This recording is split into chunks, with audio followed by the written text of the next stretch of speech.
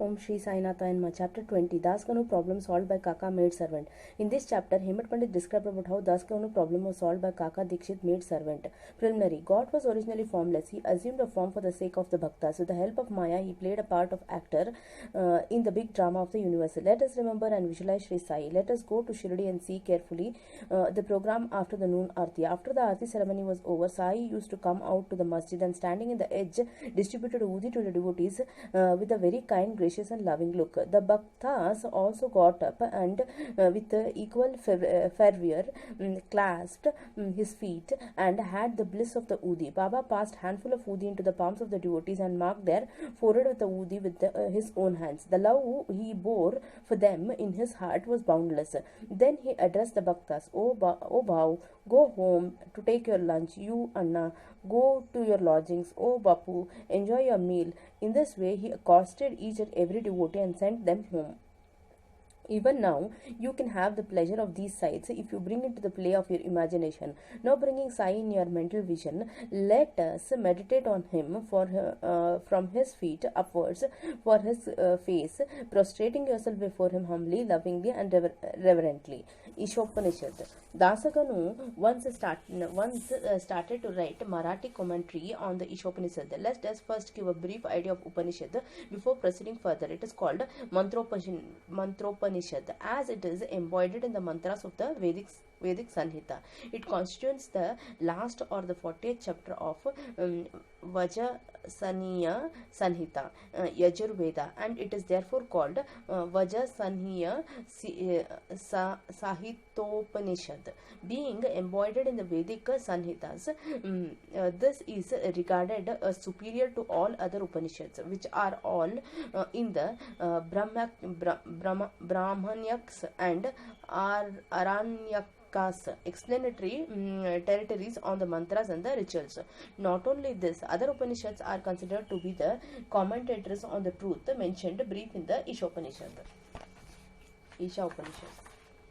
For instance, the biggest of Upanishad, the Brihadaranyaka Upanishad, is considered by Pandit Satwelkar to be running commentary on the Ishopanishad. Professor R.D. Ranade says the Ishopanishad is quite a small Upanishad and yet to contains many facts which shows extraordinarily piercing insight. Within the short compass of 18 words, it gives a valuable mystical description of the Atma, a description of the ideal sage who stands unruffled in the midst of the temptation and sorrow, and admiration of the doctrine of Karma Yoga as a later formulated. The most valuable idea that lies at the root of the Upanishad is that of the logical synthesis between the two opposites of the knowledge and the work, which are both required according to the Upanishad to be unhurled in the highest synthesis. Page 24 of the constructive survey of the Upanishadic philosophy. In another place, he says that the poetry of Ishopanishad is the co-mixture of the moral, mystical, and the metaphysical knowledge. From the brief description given above about the Upanishad, one can see how difficult it is to translate the Upanishad in the vernacular language and bring out the exact meaning. Dasaganu translated Marathi O.V. Mitre verse by verse, but as he did not comprehend the gist or the essence of the Upanishad, he was not satisfied with the performance.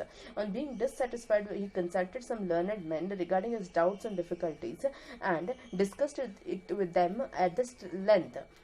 They did not solve them, nor did they give him any rational and satisfactory explanation. So Dasguru was a little restless over this matter. Sadhguru only competent and qualified to explain. As we have seen that Upanishad is the quintessence of the Vedas. It is the science of self-realization. It is the skith or a weapon which can rend asunder the bondage of the life and death and make us free. Therefore, he thought that he who has himself attained self-realization can only give him the true and the correct interpretation of Upanishad.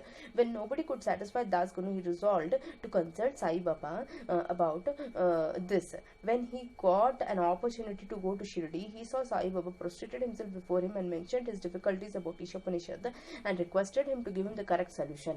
Sai Baba blessed him and said that you need not be anxious. There is no difficulty about the matter. The maid servant of Kaka Sahib Dikshit, will solve your doubts at Vile Parle on your way home. The people who were present there and heard this, they said that Baba was joking, and he said that how could a illiterate maid servant solve the difficulties of the mystic nature by Dasaganu, but Dasaganu otherwise. He was sure that whatever Baba spoke must come true, as Baba's words was a decree of Brahma Almighty. Kaka, maid servant, fully believing Baba's words, he left to Shirdi and came to Vile Parle in suburb of Mumbai and stayed with Kaka Sahib Dikshit. There, the next day, when Dasganu was enjoying his morning nap, some say he was engaged in the worship. He heard a poor girl singing a beautiful song in the clear and the melodious voice. The theme of the song was crimson color sari. How nice it is, how fine it was, and its embroidery, how beautiful were the borders, etc. He liked the song so much that he came out and saw that it was being sung by a young girl, a sister of Namya, who was a servant of Kaka Sahib. The girl was cleaning the vessels and had only a torn rag on her person. On seeing this impoverished condition and her happy temperament, Daskanu felt pity on her and the condition, and when Rao Bahadur Daskanu felt pity on her, and when Rao Bahadur M.V. Pradhan gave him a pair of dhotar the next day, he requested him to give a sari to a poor girl also. Rao Bahadur bought a good chirdi, small sari, and presented to her.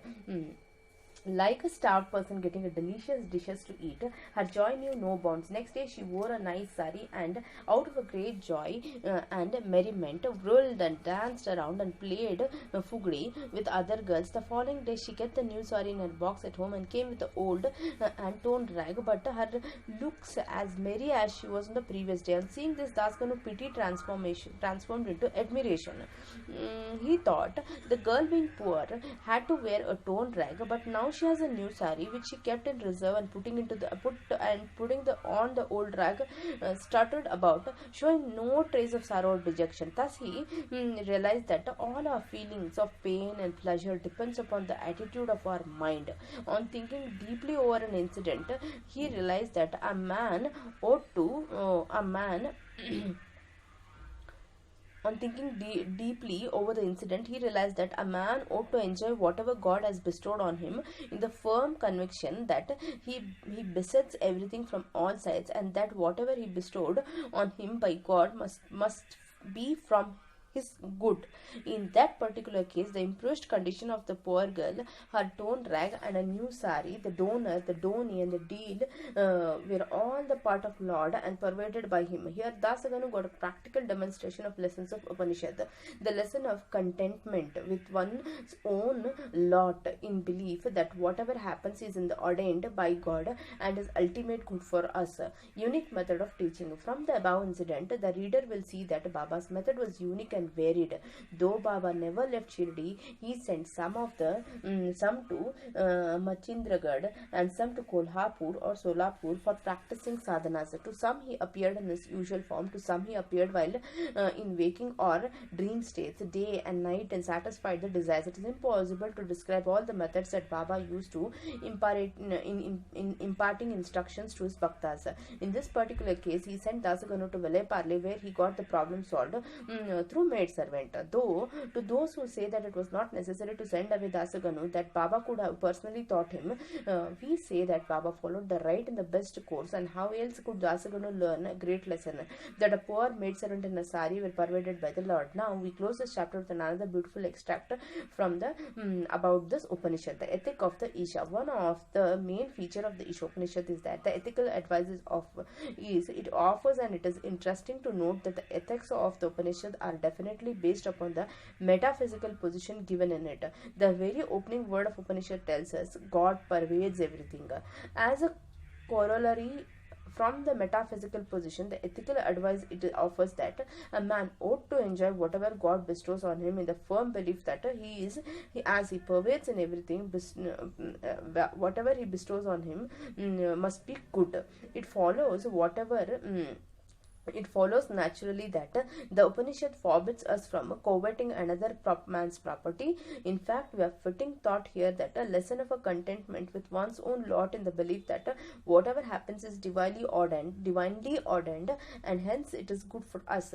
The another moral advice is that man must spend his lifetime always in doing action, specifically the karma, enjoying in the shastras, with the resignation of all his will. Inactivity, according to Upanishad, would be the canker of the soul. It is only when the man spends his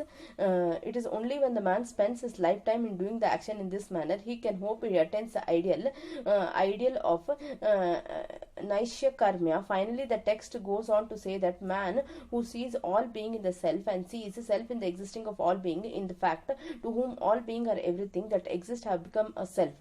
How can such a man suffer from infatuation? What ground would such a man have for grief?